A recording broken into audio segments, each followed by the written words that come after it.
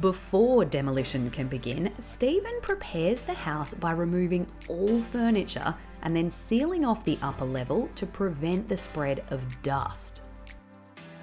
Day one of the renovation arrives, and first up is floor removal. The team will spend 4 hours jackhammering the tiles to strip them back to concrete. Only thing I need to do is manage 2 miniature dash hounds who want to be in the middle of everything. It's an intense process, but the boys make it look quick and easy. I reckon probably another couple of hours we'll have all the tiles up and ground and carted. Then we start moving the furniture out the other room and make a crack on the vinyl. It's pretty physical and hands-on, dusty work.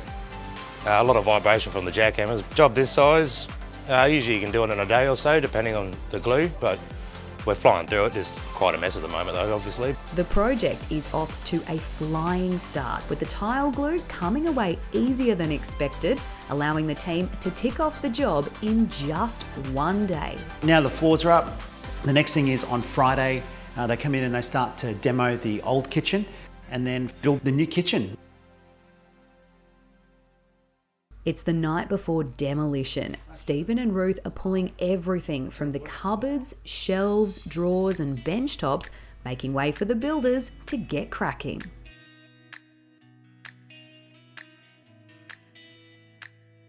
Everything is now out of the kitchen. And by the end of today, I reckon this kitchen will be ripped out and it'll just be a shell. The team from Bath and beyond arrive and begin the demolition. They make light work of the old kitchen, ripping it out with ease.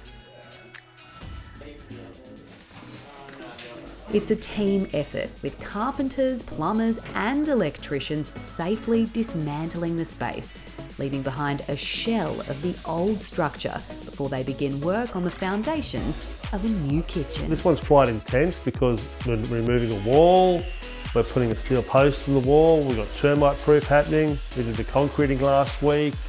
There's a lot of organising just to get to this point. I mean, if you had been here on the first day, it looks very intense. There's probably like 8 blokes running around at one stage.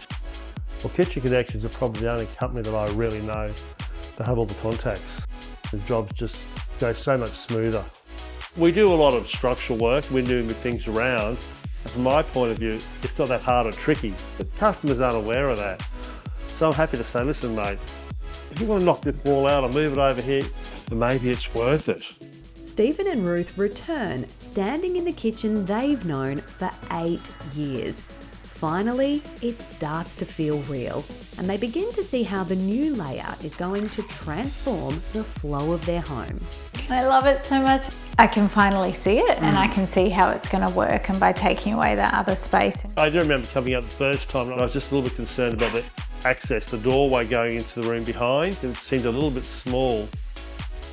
When he gave us that feedback, it made us think, oh, maybe we need to think about this in the broader context of the house. And that probably shows you how the kitchen connection process really helps you evolve the design. So then when Damien came back out again and created this, I just am so excited. We feel like we made a really good decision, and we feel like it will really improve the flow between the rooms, and it will make the kitchen the heart of the home. The sheeting's all happened today. Tomorrow the plasterers come in and they'll do all of the plastering, and they'll get everything looking nice and pretty, ready for paint.